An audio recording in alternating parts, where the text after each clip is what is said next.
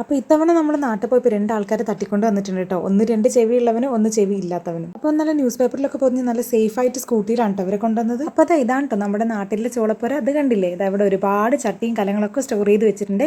സാധാരണ നമ്മൾ ചൂള വെച്ച് കഴിയുന്ന സമയത്ത് കടക്കാർ വന്നിട്ട് ഇത് മുഴുവൻ കൊണ്ടുപോവുകയാണ് ചെയ്യുക. പക്ഷേ വീട്ടിൽ വരുന്ന ആൾക്കാർക്ക് കൊടുക്കാൻ വേണ്ടിയിട്ട് നമ്മളിവിടെ ചൂളപ്പുരയിൽ എപ്പോഴും കുറച്ച് സാധനങ്ങളൊക്കെ സ്റ്റോർ ചെയ്ത് വെക്കും, അല്ലെങ്കിൽ സ്റ്റോക്ക് ആക്കി വെക്കും കേട്ടോ.